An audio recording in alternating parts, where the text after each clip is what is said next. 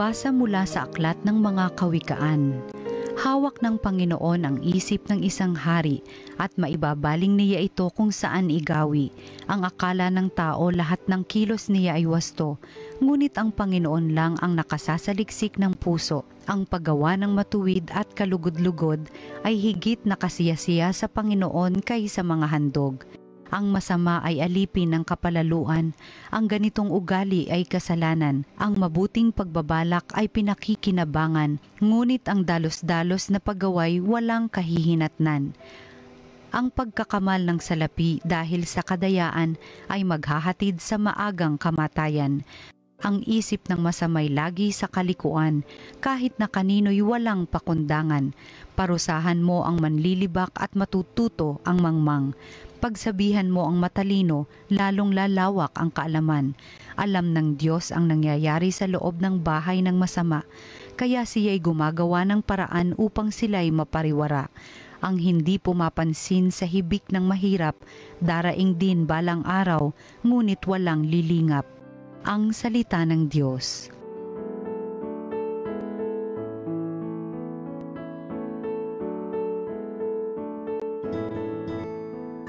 Sa pagsunod sa utos mo poon, pangunahan mo ako.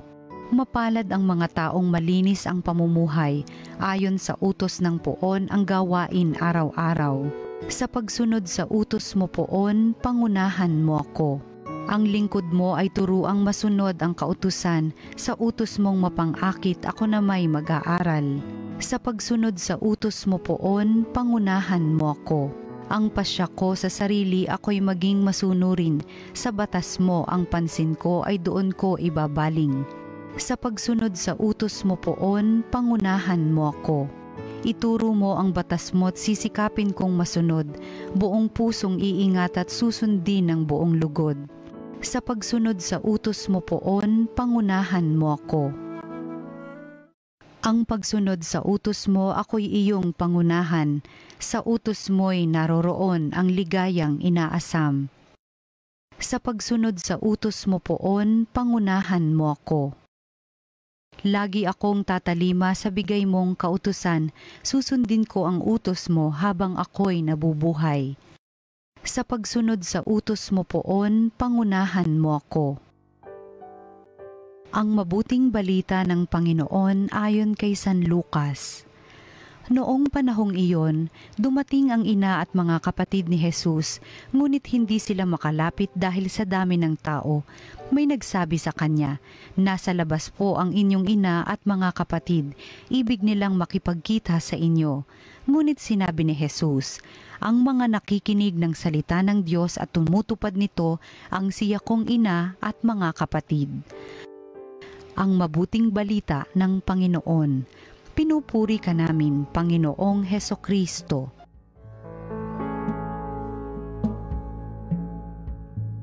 Magandang araw mga kapatid sa pananampalataya. Muli, taus-pusong pasasalamat sa inyong patuloy na pagtangkilik sa TV Maria, lalo na sa salita ng Diyos, salita ng buhay. Sa araw na ito, ano ang mensahe ng Panginoon? Isipin muna natin ang isang utos ng Panginoon. Honor your father and your mother. Igalang mo, mahalin mo, respetuhin mo ang iyong ama at ang iyong ina. At nang magkaroon ka ng mahabang buhay dito sa lupa. Bakit ko binanggit yan? Sapagkat kung hindi natin uunawain ng husay ang Ebanghelyo, magkakawendang-wendang ang ating pananaw sa Panginoon. Bakit po? Di ganito. Honor your father and your mother. Sa Ebanghelyo, dumating ang mahal na Birheng Maria kasama ang mga kamag-anak upang makipag-usap sa Panginoon. Anong nangyari? Sa dami ng mga taong nakapaligid kay Kristo, hindi sila makalapit. Pero may nagsabi sa Panginoon, "Lord, andyan po ang nanay ninyo at mga kamag-anakan ninyo. Nandyan po, gusto po makipagkita sa inyo." Ito dahan-dahan tayo kasi baka hindi maunawaan at magkawindang-windang ang ating pananaw sa Ebanghelyo. Nang pagsabihan si Jesus na nandyan ang kanyang ina at mga kamag-anak, hindi ba pinuntahan agad ng Panginoon at pinalapit? Hindi muna. Bakit? May aral. May aral ang Panginoon. Anong aral ng Panginoon? Andyan ang iyong ina. Andyan ang iyong mga kamag-anakan. Anong sinabi ng Panginoon? Makinig kayo. Tandaan ninyo ito. Ang aking ina at ang aking mga kapatid ay yung mga nakikinig sa salita ng Diyos at isinasabuhay, isinasakatuparan ito. Sasabihin ng mga iba, aba, parang sinampal naman ang nanay niya at mga kamag-anak kasi hindi agad pinalapit, hindi agad pinuntahan. Hindi po, unawain natin ito. Sino ba si Maria? Hindi ba siya ang ina ng Diyos? Ay ano naaalala natin sa mahal na Birhen? Dumating ang anghel, in-announce sa kanya, ikaw ang magiging hirang na ina ng Diyos. Bagamat hindi lubusang naunawaan ng mahal na Birhen, anong isinagot ng mahal na Birhen nang sinabi sa kanya ng anghel na siya ang magiging ina ng Diyos?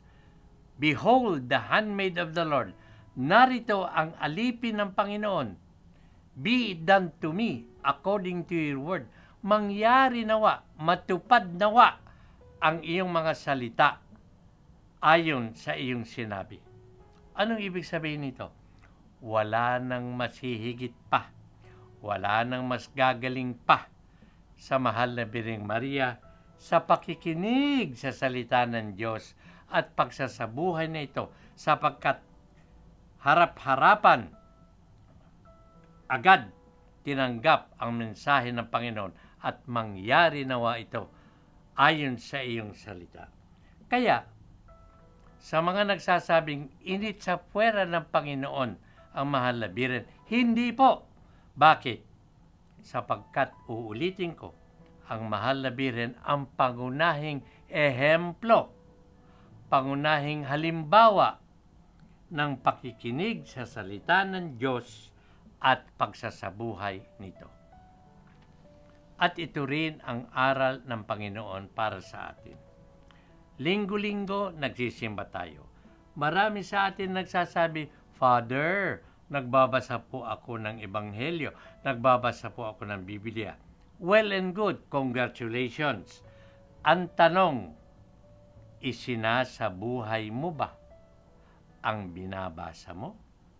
O hanggang isip lamang at wala sa aksyon? Aksyon ang kailangan ng Panginoon, hindi salita. Gawa ang hinahanap ng Panginoon. Pag sinabi ng Panginoon, mapalad ang mga mapagpatawad, magpatawad ka.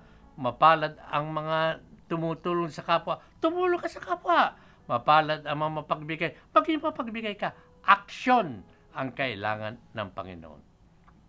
Sa mga pagkakataong tayo ay nakinig sa salita ng Diyos, sa mga pagkakataong tayo'y nagbasa ng salita ng Diyos, nagnilay-nilay sa salita ng Diyos, pero hanggang doon lamang, Lord, pasensya na po sa aming pagkukulang.